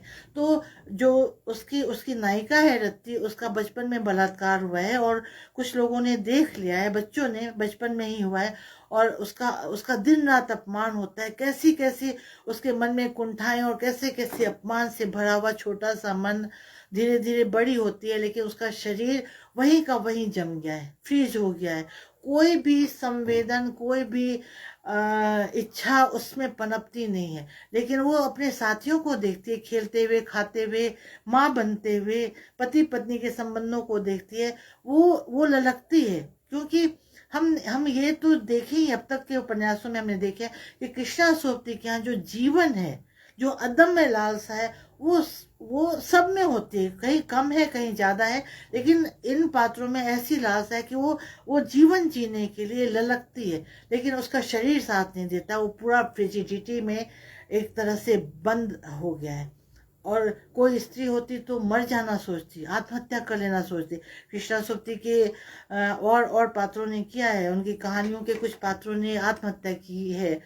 तीन पहाड़ की नायिका ने की है, बादलों के घेरे मन्नू ने, मतलब जब वेदना का सहना असह्य हो जाता है और कोई विकल्प नहीं है, तो प्रारंभिक कहानियों में कृष्णा सुप्ती के यहाँ आत्महत्या के भी केस हुए हैं। लेकिन हम देखते हैं कि इतना बड़ा कांड होने के बावजूद, बलात्कार होने के बावजूद, दिन रात अपमान सहने के बावजूद, जो ये रत्ती है वो आत्महत्या का विकल्प नहीं चुनती है। वो क्या विकल्प चुनती है? अपने इलाज का विकल्प चुनती है। और जिस समाज ने उसके साथ रेप किया है, जो समाज की ऐसी सोच है कि स्त्री को ऐसे हिंसा देने की, जो मैंने पढ़ा था अमेरिकन मोनोलॉग्स में कि वो स्त्री को तो, जैसे मैंने भी कहा कि पंत भी कहते हैं योनि मात्र रह गई मानवी, या एक वैजाइना का रूप है, सिर्फ स्त्री एक वैजाइना है। तो अमेरिकन मोनोलॉग्स के एक परिशिष्ट में मैंने पढ़ा था कि जो ये समाज है पुरुष सत्ता पर, वो तीन तरह से, तीन वी से स्त्री को काबू करने की कोशिश करता है। एक तो उसको पूरा रिड्यूस कर देता है वैजाइना में, वो सिर्फ एक वो वैजाइना मात्र है। दूसरा वी है उनके यहाँ विक्ट्री, उस पर विक्ट्री पाना, उस पर विजय पाना। चलो यहाँ तक भी हमने देखा सुना कि चाहे घरेलू रूप में हो, चाहे बहुत सांस्कृतिक रूप में जो संस्थानें बनी हैं हमारे परिवार की, और तरह तरह की विवाह संस्था, ये सब में तो ये सब चीजें हैं कि विक्ट्री है, उनकी विक्ट्री है। लेकिन तीसरा जो भी है वो बहुत सोचने की बात है। वो तीसरा भी है वायलेंस। वैजाइना है, विक्ट्री और वायलेंस है। ये वायलेंस क्यों है? अभी बात हो रही थी, किरण सिंह जी से बात हो रही थी मेरी, तो उनसे भी मैंने ऐसे कहा, तो उन्होंने कहा कि है ही, ये चीज है, क्योंकि उनमें कुंठा है, उनमें फ्रस्ट्रेशन है कि वो शक्ति से वो वंचित है। तो अगर ऐसा नहीं होता तो बलात्कार के बाद स्त्री के शरीर के अंगों में लोहे की छड़ें घुसाना और इस तरह की हिंसा नहीं होती। तो ऐसा तमाम जो मैंने कहा अभी आपको कि जो आज जो विमर्श रखे जा रहे हैं, आज जो विमर्श शुरू हो रहे हैं, जिन पर हम बात करते हैं, वो विमर्श बहुत पहले ही सोपती के यहाँ हमें दिखने को मिलता है। अब रत्ती के ऊपर अगर हम आए तो हम देखते हैं कि फिर वो वहाँ चुप नहीं बैठती है, और एक एक करके वो अपने अपने अपने जिंदा दिली को, अपने शरीर को फिर से जिंदा करने के लिए, स्पंदित करने के लिए, वो एक एक करके पुरुषों को एक टूल्स की तरह इस्तेमाल करती है। लेकिन जी पुरुष तो वहां है ही नहीं, मतलब नपुंसक होगा, शायद मित्रों का पति नपुंसक होगा, लेकिन यहाँ तो पूरा का पूरा समाज नपुंसक खड़ा है। मतलब ऐसे ऐसे मुखौटे धारण किए हुए हैं इस समाज ने और यहाँ के पुरुषों ने कि कृष्णा सोपती रत्ती के माध्यम से एक एक मुखौटे से नकाब हटाती है। अब कैसा नकाब हटाती है? वो किसी से मिलती है, जगतधर है, जगतधर इनवाइट करता है, वो जाती है, तो जगतधर कहता है साहब कि मीता है, मेरी पत्नी है, लेकिन मीता तो है ही, पत्नी तो है ही, वो मेरे पास है, आएगी, लेकिन मैं तुम्हें चाहता हूँ। रत्ती को पता है, वो जो मैंने कहा हेलेन केलर वाला जो एसेंशियलिज्म और बायोलिज्म की जो सोबती के हर पात्रों में जो ये अंतः प्रज्ञा भरी हुई है, तो वो बिल्कुल हर स्त्री में है ये चीज। हर स्त्री में जो एक अंतः प्रज्ञा है। अभी तो शिक्षा का प्रसार हुआ है तो वो बहुत तेज हो गई, अभी और तेज होगी, आप रुकिए और देखिए। लेकिन इस अंतः प्रज्ञा से वो रत्ती समझ जाती है कि ये मीता को भी धोखा दे रहा है और मुझे भी धोखा दे रहा है। वो ना कहती है। ऐसे कई पुरुषों को जब वो प्रेम का आमंत्रण देते हैं और वो जाती है, तो वो उनके तेवर देख के समझ जाती है कि सिर्फ उपभोग के लिए वो समझे। और जब वो ना करती है तो साफ साफ उन बेशर्मों को ये शर्म भी नहीं है कि वो चुप रह जाए। वो साफ साफ कहती है, हाँ मतलब तुम हो ही ऐसी, तुम किसी लायक हो ही नहीं। मतलब रत्ती के मन में ये आता है कि अगर मैं यहाँ पे हाँ कर लूं और ये लोग उपभोग कर ले, तो मेरे बाहर जाते ही, मतलब मैं वेश्या और रंडी और इस तरह से उपभोग का साधन बनने आई, मैं वो कही जाऊंगी कि मेरा उपभोग किया गया। और अगर मैं ना करती हूँ तो सीधे सीधे कहते हैं कि हाँ तुम में कुछ है ही नहीं ऐसा, तुम इस लायक ही नहीं हो। तो इस तरह से मतलब सोबती बहुत बहुत कम पृष्ठों में, बहुत कम लिखकर इतना कुछ कह जाती है। उसके बाद हम देखते हैं कि रत्ती को दिवाकर मिलता है। दिवाकर विवाहित है और जो एक एक संतुलन मतलब एक मनुष्यता, एक मनुष्य के रूप में दिवाकर वहां पे उपस्थित। असद भी उसको मिला था। असद किसी वजह से उसकी मृत्यु हो गई और वो बात नहीं कर पाए। मतलब अगर हम यहाँ पे समावेशी अस्मिता की बात करें तो हम देखते हैं कि जो सोबती है, ऐसा नहीं है कि वो पुरुष का विरोध है, लेकिन ये पुरुष जो सत्ता है, माने वर्चस्व उसका इतना है, या स्त्रियों को उपभोग की जो सामग्री बना देने के बाद सिर्फ उपभोग करने की जो उनकी जुगुप्सा है, उसके खिलाफ जाती है। वो पुरुष के खिलाफ नहीं जाती। वहाँ बहुत सुंदर सुंदर पुरुष है, असद है और दिवाकर है। दिवाकर एक मतलब बंधुत्व का भाव लेकर रत्ती के जीवन में आता है, समानता का भाव लेकर आता है, एक पैम्परिंग मिजाज लेकर आता है। उसको सुख की अनुभूति होती है, एक समानता का धरातल, एक समानता है वहाँ, एक स्वतंत्रता है, एक बंधुत्व है। ये भाव लेकर दिवाकर उससे मिलता है। और उसके बाद हमने पढ़ा है कि वो पूरा का पूरा अपने शरीर को जो गिरहें थी, जो जकड़न था, उससे वो मुक्त करने का प्रयास करती है। और हालांकि इस पर बहुत बात हो चुकी है, लेकिन फिर भी मैं संकेत जरूर करना चाहूंगी कि ये जो पूरा जो काम प्रसंग है, उसके बारे में बहुत कुछ लिखा गया है। बहुत बहुत रेखा सेठी जी भी कह रही थी कि ऐसा वो पूरा प्रसंग है जैसे जैसे वहाँ श्लोक की ऋचाएं हो। देखो तो जैसे वहाँ श्लोक की ऋचाएं हो, जैसे मंदिर में जलता हुआ। तो अपने हो जाएगा। तो ये ऐसा मतलब किसी ने लिखा है कहीं पे कि हमने बहुत सारे बेडरूम सीन्स पढ़े, मतलब उसने लिखा है, मैं अपनी बात नहीं कह रही, कि उन्होंने लिखा है, मुझे याद नहीं आ रहा नाम, खैर जो भी। तो उन्होंने लिखा कि हमने बहुत सारे बेडरूम सीन्स पढ़े हैं, लेकिन ये जो यहाँ पर एक तरह की काम क्रीड़ा हो रही है, वो इतनी पवित्रता है वहाँ पर, इतना मतलब पवित्रता तो बहुत दूसरी तरह का शब्द हो गया। मतलब जैसे अश्लीलता का एक हथौड़ा मारा जाता है कृष्णा सोप्ती पे कि अश्लील भी लिखती हैं और ये वो, लेकिन वहाँ लिखा गया कि ये जो पूरी काम क्रीड़ा है वो कहीं से अश्लील नहीं दिखती। और इतना सुंदर तरीके से वो वहां पर आया है, जैसे सुंदर तरीके से, सुंदर मनोभावों से खजुराहो और कोणार्क की तस्वीरों का चित्रण का गठन किया होगा। तो आ गया। तो ये वर्णन जब मैंने पढ़ा तो मुझे ओशो भी बहुत याद आए। काम और अध्यात्म के जो आपस के संबंध है, या संभोग से समाधि तक में उन्होंने इस चीज को लिखा है कि जो काम का प्लेजर होता है वो कैसे एक समाधि के प्लेजर से अलग है और समाधि के प्लेजर से मिलता जुलता है। अगर हम ओशो को दरकिनार भी करें तो एक सेक्सुअल प्लेजर जिस प्लेजर से स्त्री को हमेशा वंचित रखा गया, और ऐसे नाम से मतलब मतलब हम लोग अब बड़े होकर इन बातों को ले रहे हैं, जबकि हमारे बच्चे बड़े हो रहे हैं आधुनिक युग में। तो जब जब हम लोग थोड़े बड़े हो रहे थे तो सेक्स शब्द भी हम नहीं बोल पा रहे थे। बॉयफ्रेंड बोलने में अभी भी हमारी जबानें लड़खड़ा जाती। उस समय इस सेक्सुअल प्लेजर मित्रों के यहाँ भी है, वो सेक्स तो है वहां पर, पति से तृप्ति तो पाती है, लेकिन वैसा उसको सुख नहीं है जैसा वो चाहती है। माने वेवलेंथ वैसी नहीं है, इस उसका दुख वहां पर है।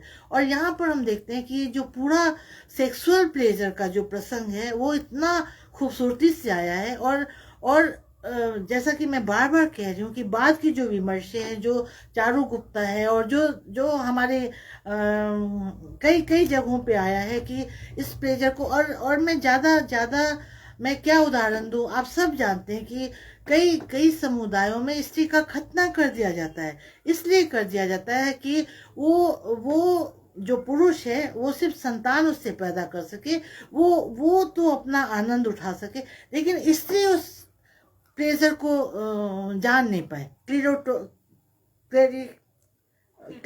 हाँ, क्या कहते हैं, क्लेटोरस ना। मैंने पढ़ा है। और बोलने में अभी भी मेरी जबान लड़खड़ाती, मैं मतलब भावुक प्राणी रोने लग गई थी। क्लेटोरिस को ब्लेड से काट दिया जाता है। माने जो खतना पुरुष का है मुस्लिम समुदाय में, वो खतना दूसरी वजहों से कि वो और पुरुषत्व को प्राप्त करे और उसका फर्टिलाइजेशन बढ़े, वहाँ स्त्री का खतना कर दिया जाता है। मतलब ताजे ब्लेड से वो अंग काट दिया जाता है, जिससे उसको जरा भी प्लेजर का अनुभव हो सके। मतलब पूरा पूरा पूरा एक जो फीमेल जेनाइटल म्यूटिलेशन का जो एक पूरा पूरा विमर्श है वो इस पर है कि स्त्री को उस प्लेजर से वंचित रखा जाए। तो ये सब जो सोप्ती ने उठाए हैं, ये सब बहुत इस तरह की। और मैं ये भी कहना चाहूंगी कि जब इन बातों को हम समझते हैं, जब कृष्णा सोप्ती ने लिखा था, जब जब ये उपन्यास 72 का ये उपन्यास है, मतलब कितना समय बीत गया, लेकिन आज भी स्त्री अपनी बहुत सारी इच्छाओं को, अपने बहुत सारे प्लेजर को छिपा कर रखती है, वो बोल नहीं पाती है। तो मुझे लगता है कि अभी अभी एक मैं और प्रसंग बोलूंगी कि अभी मैंने कुछ दिन पहले एक पोस्ट डाली थी जिसमें जिसमें मैंने लिखा था कि हर स्त्री को घोषित कर देनी चाहिए कि हाँ वो गंदी है। और तभी जैसे तस्लीमा नसरीन कहती है कि हम डर से कहीं पार्क में सो नहीं सकते हैं, रात को आकाश के चांद तारे किसी कहीं खुले जगह में निहार नहीं सकते कि कोई हमें वेश्या ना कह दे, कोई हमें गंदी ना कह दे। तो ये बहुत बड़ा कि बदनामी का जो ये डर अंदर डाल दिया गया। तो मैंने ये पोस्ट लिखी थी कि हम हर स्त्री माँ बहन सब ऐलान कर दो कि हाँ हम गंदे हैं। और जो मतलब हमें क्या मन आएगा, हम अपने पतियों को नहीं छोड़ रहे, हम अपने संतान के लालन पालन में लगे हैं, लेकिन हमें बदनामी बिना मतलब की बदनामी तो ना दो। अभी इंग्लिश पिक्चर में देख रही थी, उसमें वो स्त्री श्रीदेवी सिर्फ इंग्लिश नहीं समझ पाती है, और उसके पति इवन बच्चे तक उसको बुरी तरह बेइज्जत करते हैं, बुरी तरह ताना देते हैं।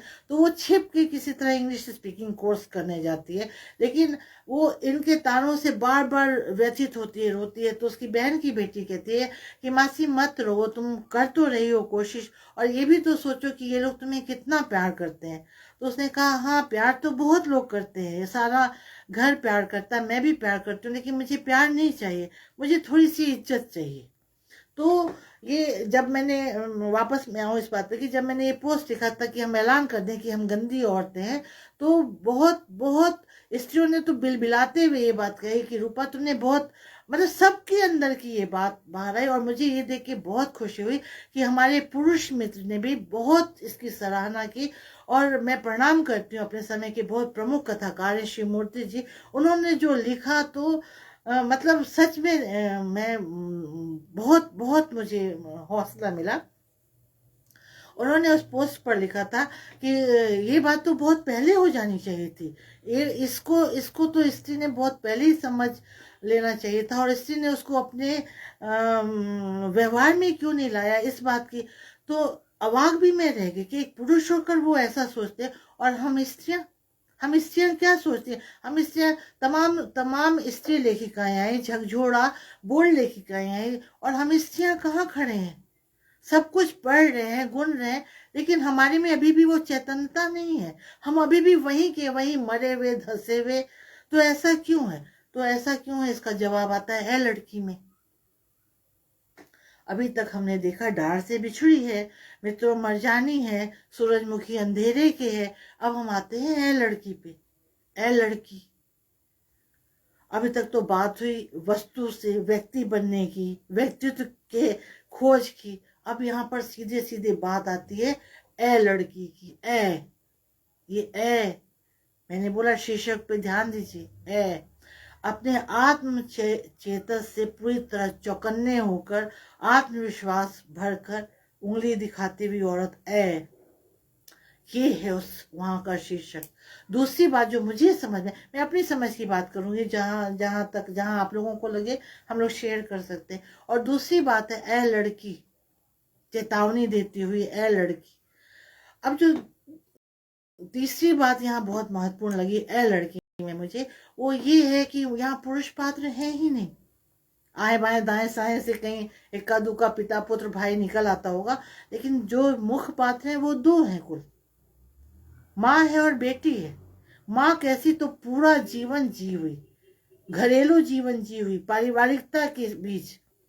मैं बार बार कहूंगी कि कृष्णा सोप्ती पारिवारिकता के खिलाफ नहीं है। पारिवारिकता के अपने सुख दुख है, हम सब जानते हैं इसको। तो अभी अभी फिलहाल जहां तक कोई विकल्प नहीं है हमारे पास, या विकल्प की जब तक हमारे पास कोई ऐसी तैयारी नहीं है, तब तक अगर हम इस बात को स्वीकार कर ले कि पारिवारिकता, उसमें बहुत सारे सुख भी हमें मिलते हैं। रत्ती सी पारिवारिकता के लिए रीमा केशी के बच्चे को देखती है तो माँ बनने की जो हौस है, ये सब तो है ही अपनी जगह पे। लेकिन उस परिवार में एक बहुत बड़ा प्रधान हो और दूसरी दासी हो, ये नहीं चलना चाहिए। बराबर होना चाहिए, एक दूसरे को इज्जत। जो श्रीदेवी बाई इंग्लिश में कहती है कि प्यार दे रहे हो तभी तुम यहाँ टिके हुए हैं, तभी तुम घर के काम काज कर रहे हैं, आपकी संतान को पाल पोस रहे हैं, चाहे वो मेरी संतान भी है। लेकिन हम कहीं कोई और कुछ तो नहीं कर रहे, लेकिन थोड़ी सी इज्जत भी तो हमें दो। हमें हमें कहीं कुछ अपना करने का मन है, आप पूछो तो सही, कहीं हम कुछ अपना कर सके। हमें एक वर्जीनिया वुल्फ कहती है कि हमारे पास एक अपना कमरा नहीं है, एक टेबल मेज नहीं है हमारे पास, हमें अखबार पढ़ने की कोई छूट नहीं है। ए लड़की की अम्मू क्या कहती कि मैंने सब कुछ किया, खुशी खुशी किया, लेकिन लेकिन मेरा निज रह गया। मेरे निज की जो प्यास थी, मेरा मन होता था कि पर्वतों के शिखर पर चढ़ जाऊं, वो मैं नहीं कर पाई। मतलब एक एक सारे सारे पात्रों का हम देखते हैं, बहुत विवाक है, बिलौस है, खुश है, जिंदा दिल है, लेकिन अंदर का जो विलाप है वो छिपता नहीं, वो बाहर आ जाता है। और वो विलाप सिर्फ अम्मू का नहीं है, हम तमाम स्त्रियों का है। और हम तमाम स्त्रियां अगर रोती रहें परिवार में, समाज में, तो संस्कृत का एक श्लोक है, हालांकि वो श्लोक मुझे बिल्कुल याद नहीं है, लेकिन उसका अर्थ यही है कि अगर जिस घर में, जिस समाज में, जिस परिवार की स्त्रियां रोती रहती हैं, वो परिवार और समाज और वो व्यक्ति अंत शीघ्र ही पतन को प्राप्त होता है। तो ये स्त्रियां तो हमेशा विलाप में है। कभी बैठ के देखिए, कभी उसकी निज की इच्छा क्या है। तो ये ए लड़की में इस तरह की जो बातें हैं, वो मृत्यु को, बहुत सारी इस पे बातें हुई है। मैं उन बातों को छोड़ के आगे जो बात करूंगी वो ये कि उस स्त्री को बार बार दुख है। वो स्त्री अपनी पारिवारिकता की महिमा को भी महिमा मंडन करती है। उसके सामने उसकी यंग लड़की है, अपनी अपनी बेटी है, मैंने दो पीढ़ियों का अंतराल है यहाँ पर।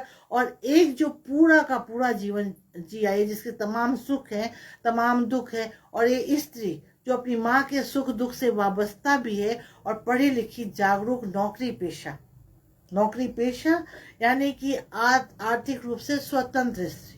मतलब ये चीज भी हमें यहाँ बहुत गौर करना पड़ेगा कि जो पाशो है, मित्रों है, और जो रत्ती को हम देखते हैं, वो स्कूल में पढ़ती है, स्कूल के साथियों से कई बार वो अपमानित हुई है। वो स्कूल तक तो जाती है, शिक्षा लेती है, शिक्षित भी है, लेकिन यहाँ आकर जो एक निष्कर्ष रूप हमें मिलता है वो ये कि आर्थिक निर्भरता, उसकी बेटी के पास आर्थिक निर्भरता है। वो अपनी माँ के सुख दुख, वो उसी परिवार से पनपी हुई जन्मी हुई लड़की है, वो अपने माँ के सारे दुख सुख समझती है। और अब अपना निर्णय लेती है। जो अभी अभी विवाह का निर्णय उसने नहीं लिया, अभी रिलेशनशिप का निर्णय नहीं लिया, और अभी उसने अपने अकेले रहने का निर्णय नहीं लिया, वो अभी और सोच विचार और मतलब सोच विचार को कैसे जगह धीरे धीरे मिलती जा रही है। स्त्रियों के बरक्स में ये बात कह रही हूँ। अम्मू उसको समझाती है, अम्मू अम्मू बार बार एक एक एक परत से दूसरी परत में जाती है, और वो अपना जो सदियों का जो वो स्त्री प्रेशर है, अनुकूलन है, उससे उससे कई बार वो दुविधाग्रस्त हो जाती है। कई बार वो कहती है कि मुझे जो मातृत्व है वो वरदान है, वो चाहिए होता है स्त्री को, और बहुत तरह से ऐसी बातें करती है। हमने देखा है कि वो मतलब वो एक तरह से नारी नारी जीवन का पूरा जो कहा गया शास्त्र नरेट कर देती है। तो ये अभी जो व्याख्यान सीरीज हो रहा है, इसमें कई लोगों ने अम्मू अम्मू के बारे में बात की है। तो उन बातों को छोड़कर जो मेन बात मतलब मैं जो समझती हूँ उस पर जो मैं बात करना चाहूंगी कि यहाँ ए लड़की तक आते आते कृष्णा सोपती जी भी और एक एक मतलब एक अगर अगर सूत्र रूप में हम देखें पूरे पूरे जैसे जैसे कि कृष्णा सोपती जी ने मुझे इंगित किया था, संकेत दिया था कि तू शुरू से काम कर, फिर तू समझ पाएगी चीजों को। और जैसा कि कई आलोचकों ने लिखा भी है कि इनके इनके इनका जो पूरा कथा कथा क्रम है उसमें सच में एक सूत्र धीरे धीरे विकसित हुआ है, जिसमें पहले तो एक वस्तु है स्त्री रूप में, फिर वही जैसे मैंने कहा कि एक व्यक्ति के रूप में वो सामने आती है, फिर रक्ति अपने को व्यक्तित्व रूप में देती है, और यहाँ एक निष्कर्ष रूप में आर्थिक आर्थिक स्वतंत्रता, एक निष्कर्ष रूप में कि स्त्री कैसे आजाद होगी, स्त्री कैसे अपने डिसीजन लेगी, वो यहाँ ए लड़की में आती। और ए लड़की में मुझे जो बहुत महत्वपूर्ण बात लगी वो ये लगी कि दो स्त्रियों की बातचीत है। अब मैं जो वो पोस्ट लिखी और जो इंग्लिश की बात कर रही थी और जो शिवमूर्ति जी की बात कर रही थी, उन सबको अगर यहाँ पे लाइए तो आप देखिए कि यहाँ पर एक स्त्री दूसरी स्त्री से मुखातिब है। वहां कोई पुरुष की जरूरत नहीं है, वहां समाज से, पितृसत्ता प्रधान समाज से मुखातिब होने की जरूरत नहीं है कि हमें हमारे अधिकार दो, हमारी ये मांगे हैं पूरी करो। एक स्त्री दूसरी स्त्री से कहती है कि ये सुख है जी, ये दुख है जी, ये परिवार है जी, ये परिवार से बाहर का जीवन है जी, तुम चुनो।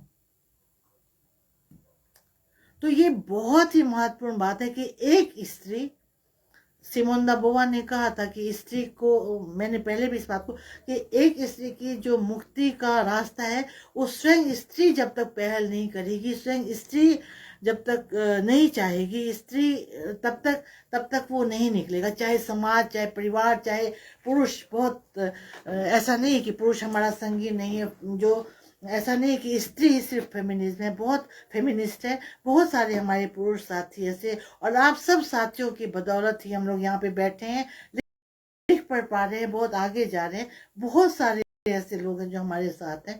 तो पुरुष वहां विरोधी नहीं है, वहां सिर्फ बात है स्त्री की चैतन्यता का, जो इतने दिनों का अनुकूलन है, इतने दिनों की दबाई हुई है। अनामिका जी कहती है कि इतना दबाया गया है कि स्प्रिंग की तरह, जो अन्य लेखिकाओं में कई बार हम देखते हैं कि बहुत उच्छृंखलता और बहुत अस्मिता के नाम पर जो बहुत तरह की चीजें आती हैं। तो अनामिका जी लिखती हैं कि बहुत दिनों की दबाई हुई कोई चीज हो, मैंने एक स्प्रिंग को बहुत दिन तक दबाए रखो और फिर छोड़ो तो फिर बहुत जोर से उछलता है। तो खैर स्त्रियां लिख रही हैं, बहुत स्त्रियां बात कर रही हैं, सोशल मीडिया ने भी बहुत सारी ऐसी ऐसी हमें ऐसे अवसर प्रदान किए हैं कि बात आगे बढ़ेगी। और मैं आमीन कहती हूँ कि ऐसी चीजें आए आगे। और फिर मैं कृष्णा सोपती जी पे लौटती हूँ कि कृष्णा सोपती जी कैसे हमारे यहाँ एक सशक्त हस्ताक्षर की तरह अलग स्थान रखती है। उनके उनके आने का मोल और उनके लौट जाने का जो मोल अब हमें समझ में आ रहा है, वो देखिए आगे जो बढ़ते हैं। वो ए लड़की के बाद जो उपन्यास आता है दिल और दानिश, दिल और दानिश, दिल और दिमाग का खेल कृपा नारायण खेलता है। दिल तो खैर है ही नहीं, दिमाग का खेल खेलता है। नसीम बानो की जो हत्या कराता है, उसके जेवरों की का बक्सा अपने अंदर दबा कर रखता है। उसकी जो बेटी है महक बानो, उसको भी वो अपने अंदर अपने अपने सत्ता समझकर वो उस पर भी दावा ठोके हुए है। उसके घर में हालांकि बीवी है, कुटुंब प्यारी है, पूरा भरा पूरा परिवार है, बाल बच्चे हैं, लेकिन उसको महक को भी एक खिलौने की तरह वो इस्तेमाल करता है।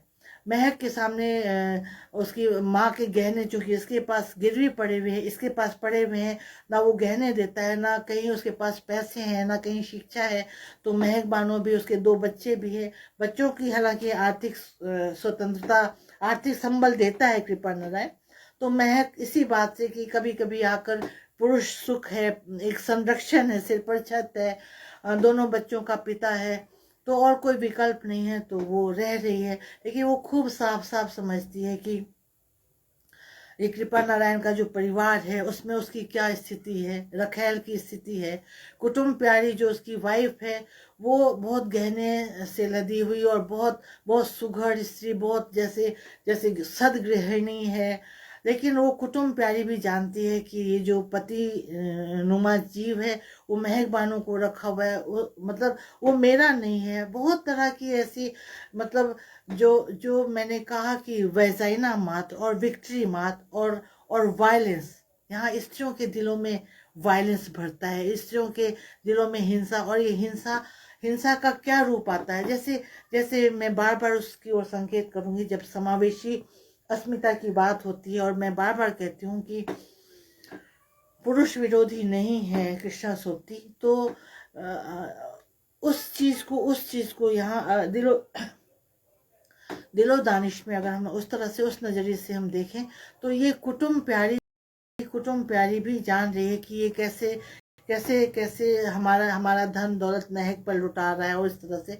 और वो अंदर अंदर जो कुंठा तो नहीं कहेंगे, उस पुरुष के प्रति जो हिंसा भाव है, वो कैसी कैसी हिंसा, मतलब मतलब इस समाज में जो पुरुष है, जो वर्चस्व शाली है, सत्ता है जिसके सामने, वो भी माने कितना खंडित है। कुटुंब भी है, महक भी है, 2-4 और भी चाहिए, मतलब सिर्फ खेल चाहिए, सिर्फ शरीर चाहिए।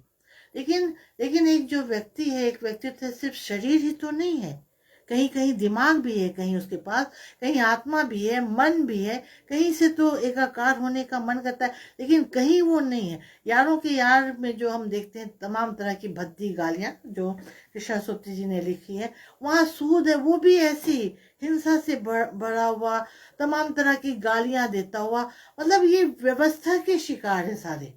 ये व्यवस्था बनाई किसने, इस पर विचार करना होगा। इस ओर संकेत करती है सोप्ती जी। कुटुंब प्यारी के मन में हिंसा भरी हुई है कि ये मेरा नहीं है, बहुत कुछ हमारे घर का लूटा जा रहा है, मेरे मेरे जो कंगन है वो महक बानो के हाथ में है, महक बानो अलग हिंसा से भरी हुई है कि ये मेरा नहीं है। जो कृपा नारायण है वो अलग द्विखंड में है, उसकी उसकी कहीं कोई गरिमा नहीं है, कहीं कोई उसकी उसकी कहीं कोई मतलब ऐसी ऐसी ऐसा ऐसा मतलब उसका कोई ऐसी छवि नहीं है जो प्रतिष्ठित छवि हो, खंडित। तो ये हिंसा जो है वो कैसे कैसे खेल दिखाती है। मतलब कृष्णा सोप्ती सोच संकेत करती है कि जो हम जो ये विक्ट्री का खेल खेलते हैं, एक तरफा जो खेल करते हैं, ये जो वंचितों को या शोषक समझकर दबाते हैं, वो अगर उठ खड़े हों तो कैसा कैसा मतलब पूरा समाज अनाचार के कीचड़ में डूब सकता है। तो ये कुटुंब प्यारी का हम देखते हैं कि वो बाबाओं के शरण में जाती है, वो अंगूठियों के और मंत्र मंत्र तंत्र करने की, किसी तरह पति उसके काबू में आ जाए और उन बाबाओं के षड्यंत्र का शिकार। धर्म धर्म का तो खैर वहाँ एक और जो धर्म का विकृत रूप है। तो वो बाबा बाबा के हाथों से उसका मतलब बलात्कार होता है, और कुटुम प्यारी मतलब समझ जाती है कि यहाँ मतलब सारे पाखंड उसके सामने खुलते हैं। लेकिन एक जो बहुत बड़े सच से उसका साक्षात्कार होता है वो ये है कि कुटुम प्यारी मतलब वही जो स्त्री स्त्री की जो सोच है, जो नैसर्गिक सोच है, जो जो और जो जो नैसर्गिक है, सच सच में सबसे सबसे ठोस सत्य तो वही है। वो इस सच से साक्षात्कार करती है कि इस बाबा के साथ जो प्लेजर आया था, जो हालांकि वो बलात्कार था जैसे जो हुआ, घुला मिला पिला के हुआ, तो वो इस बात को फील करते हैं। और सिर्फ फील नहीं करती है, वो वहां पर बोलती भी है कि इस बाबा के साथ जो मुझे आनंद आया है वो तो कृपा नारायण के साथ कभी नहीं था। तो हो सकता है कि आप कहें कि जस्टिफिकेशन है, लेकिन ये स्त्री का वो प्लेजर भी तो है जो उसे वहां नहीं मिल रहा था। तो इस बात पे बहुत सारी ऐसी बातें हो सकती है, बहुत बहुत सारे विमर्श हो सकते हैं, और इस पे मैं बहुत देर बात भी कर सकती हूँ। हम स्त्रियों का अपना अनुभव है उस पर भी, लेकिन जब मैं किताब लिखूंगी तो इन बातों को मैं विस्तार में यहाँ यहाँ समय शायद हो भी गया है, और अब मैं खत्म भी करूंगी इन बातों को। तो वो कुटुम प्यारी ऐसा कहती है कि वो प्लेजर वहां पे मिला है। अब एक बात और जो मुझे मुझे बहुत बहुत शानदार लगी, आप माफ कीजिएगा, मुझे मैं बदमाश लड़की हूँ। तो वो वो ये है कि महक की तो अभी महक का तो किस्सा भी है ही। जब जब कुटुम प्यारी ये एक नए तरह के सेक्स प्लेजर से गुजरती है, चाहे बाबाओं से मिला हो से चाहे जैसे भी, तो वो जब दूसरे दिन बिस्तर पे सुबह उठते हैं वो लोग, तो वो लेटी लेटी देखती है कि कृपा नारायण उठकर बिस्तर से उठकर जा रहे हैं। और उस समय जो उसका वाक्य है, वो सेंटेंस है, वो मुझे भूलता नहीं है। और इसलिए नहीं भूलता है कि वो जो छवि है, मतलब हम लोगों के सामने, स्त्री के सामने, चाहे पुरुष कैसा भी है, छोटा सा है, बच्चा सा है, और पूरा कहा गया है कि पति है जी, मतलब एक बहुत ऊंची लंबी तड़ंग स्त्री अगर रात में कहीं बाहर जा रही है, बाजार जा रही है, तो कहा जाता है कि भाई ये छोटा 10 बरस के बच्चे को साथ ले जा। वो क्या क्या साथ देगा, क्या बचाव करेगा, लेकिन ये इस तरह से छवि बनी हुई है कि वो रक्षा कर सकेगा। अब मैं कुटुम प्यारी के उस डायलॉग पे जाते हो कि वो लेटी हुई है, सवेरे का समय है, और कृपा नारायण उठकर बाहर की ओर जा रहे हैं। तो कुटुम प्यारी कहती है कि कैसा लग रहा है ये 2 पाए का जीव। मतलब मतलब मतलब इतना मरगिल्ला लिजलीजा, और मतलब उसकी छवि एक एक जो कैसा भी छोटा बच्चा है, मतलब जैसा भी है, उसकी जो एक छवि मर्दानगी वाली हमारे मन में कई सालों से अनुकूलित होती रही। उसका एक डायलॉग कम से कम मेरे मन में, या कम से कम सोबती के जो पाठक है उनके मन से, जो ये मर्दानगी मर्द है, अगर पुरुष है तो वो बहुत सशक्त है, उसकी छवि को एक प्रहार से वो खत्म कर देती है। कि कैसा ये 2 पाए वाला जीव जा रहा है, कैसा लिजलीजा सा, जिसकी कमर में कुवत नहीं है। तो इसके बाद और भी एक दो जो मैं यहाँ पे अभी बोलने में मुझे कोई बहुत ज़्यादा ज़रूरत नहीं है, समझ भी हूँ, ये सब पढ़ ले, आप पढ़ते होंगे। तो ये सब है। मतलब मैं कृष्णा सोपती जी पे आना चाहूँगी कि कैसे वो प्रहार करती है, कैसे वो जो सदियों की जो जमा हुआ जो छवि है, एक एक जिससे हम डरते रहते हैं, वो कैसे वो तोड़ती हैं अचानक। और उसके बाद अब हम महक पे आए, तो महक को भी पता चल गया है कि ये कृपा नारायण 2 बच्चे हैं हमारे, और कृपा नारायण आर्थिक आर्थिक स्वतंत्रता, थोड़े से रुपयों का मोल देके मुझे खरीद के रखा हुआ है, और मेरा सिर्फ उपभोग कर रहा है। और यही पैसे देके जो मैंने अपने अपने जान देके अपने बच्चों को जन्म दिया है, इतना बड़ा किया है, लालन पालन, उनके लिए मैं जिंदा रही, उन बच्चों को भी 4 रुपए देकर वो अपनी तरफ कर लेता है, बच्चे उसके साथ चले जाते हैं। तो इसको लगता है अब क्या। तो अब जैसे मैं बार बार आपको कहती हूँ कि वस्तु है वहां पर। पहला उपन्यास जैसे हमने लिया व्यक्ति है, दूसरे उपन्यास में व्यक्तित्व है, अस्मिता है, और जब ए लड़की तक हम आते हैं तो आर्थिक जो स्वतंत्रता का अधिकार है वहां तक एक निष्कर्ष जो मैंने निकाला, जो पहुंचते हैं हम। अब देखिए यहाँ पे क्या बहुत महत्वपूर्ण मुद्दा उठ के आता है। महक जो है वो अब निर्णय लेती है। वो निर्णय लेने की सोच, ए लड़की में तमाम बातें हो चुकी है।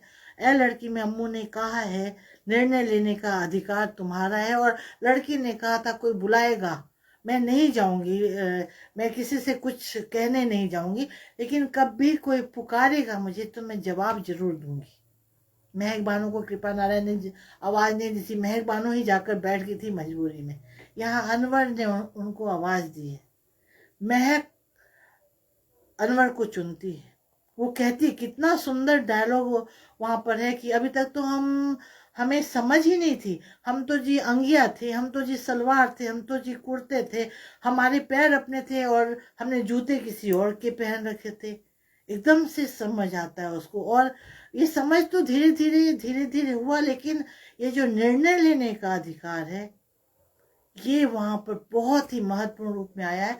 और महक बानो निर्णय लेती है, वो अनवर को चुनती है, और भरी भरी जब बेटी की शादी हो रही है वहां पूरे एकदम रुआब से, जैसे नसीम बानो का रुआब उस पर आ उतरा हो, वो वहां पहुंचती है और भरी सभा में, भरी मजलिस में दावा ठोकती है कि मेरे गहनों की पिटारी मेरे वापस करो। तो इस तरह अगर हम देखें तो निर्णय लेने का अधिकार मतलब सोबती के यहाँ जो इस तरह के स्त्री का जो क्रमशः विकसित होता हुआ रूप है, और समाज की जो प्रचलित छवि के बीच जो कैद है स्त्री का, उससे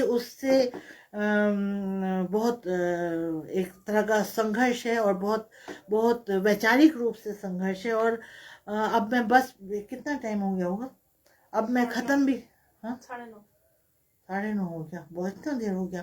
तो अब मैं खत्म भी करूंगी, एक दो बातें और बोल के। कृष्णा सोबती के प्रति मेरी श्रद्धांजलि है। जैसे मैंने कहा कि हम लोगों के बीच बहुत आत्मीयता हो गई थी काम करने के दौरान, मिली कम, लेकिन मेरे जीवन का जो एक टर्निंग पॉइंट था, जो मुझे बहुत असमंजस में डाला हुआ था, मैं डिसीजन लेने में झिझक रही थी, तो उसमें उन्होंने बहुत मदद की थी। मैं शुक्रगुजार हूँ कृष्णा सोबती जी का। और आप सबको बताने में अब तो खैर कोई वो गुरेज नहीं कि वो जो प्रश्न था वो मेरी शादी को लेकर था, और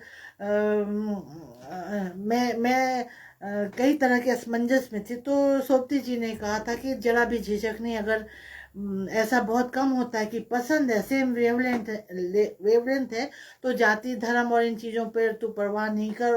और मुझे खुशी है, उनका आशीर्वाद है कि मैं आज एक सुखी और सार्थक जिंदगी जी रही हूँ, सबके साथ हूँ।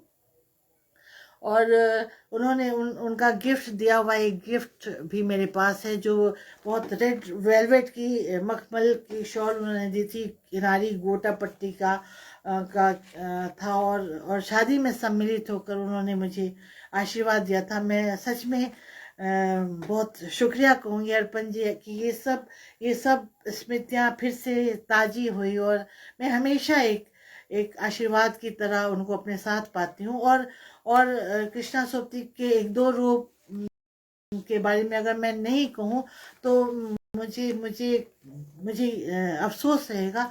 तो उन एक दो बातों को मैं आपके सामने करके और मैं ख़त्म करना चाहूँगी अपनी बात।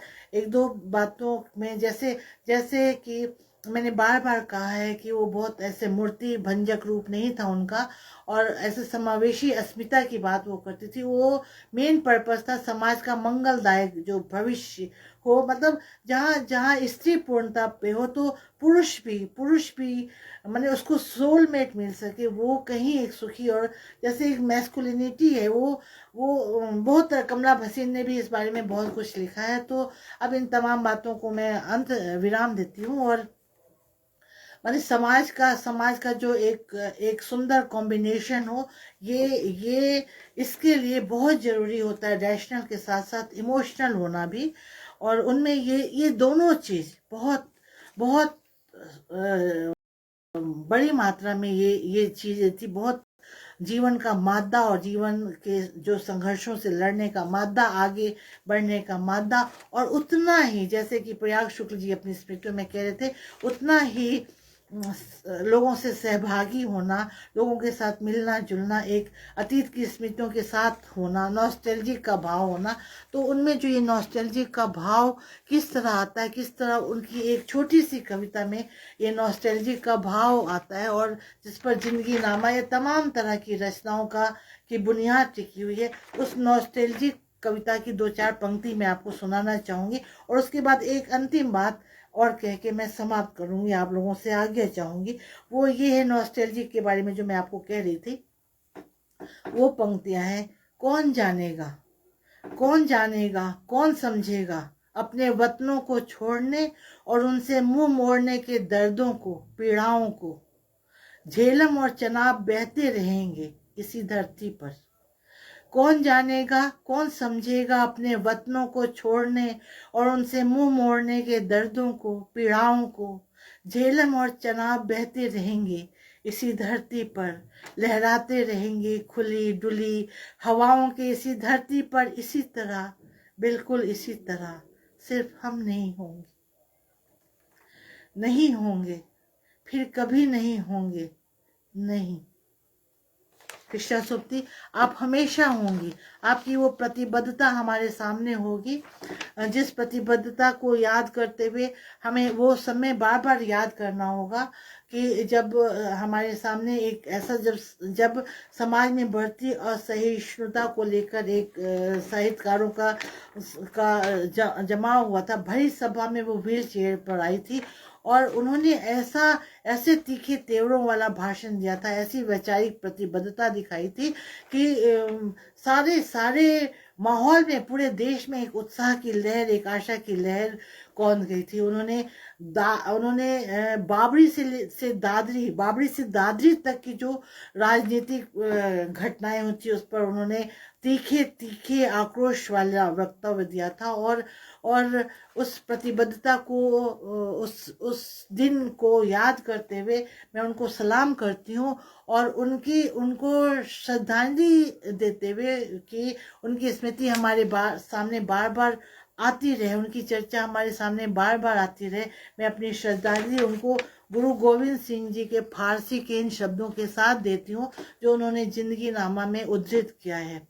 वो गुरु गोविंद सिंह के जो वो शब्द हैं वो मैं जरूर आप लोगों को सुनाना चाहूँगी, और उससे कृष्णा सोपती के जो उनकी प्रतिबद्धता है उसके बारे में भी हमें संकेत मिलते हैं। वो वहाँ पे उद्धृत करती है, चू का फारसी शब्द है, चूकार अज हमा हीलते दर गुजश्त हलालस्त बुर्दन बशमशीर दस्त। चूकार अज हमा हीलते दर गुजश्त हलालस्त बुर्दन बशमशीर दस्त। जिसका अर्थ है हिंदी में, जब दूसरे सारे रास्ते कारगर ना हो, जब दूसरे सारे रास्ते कारगर ना हो तो जुल्म के खिलाफ हथियार उठा लेना चाहिए। बहुत बहुत सादर नमन करती हूँ कृष्णा सुप्ती जी को, और बहुत धन्यवाद करती हूँ अर्पण कुमार जी को, मुझे यहाँ सम्मिलित होने के लिए, यहाँ इतना बात करने के लिए मुझे अवसर दिया, और यहाँ मौजूद सभी साथियों को मेरा प्रणाम है।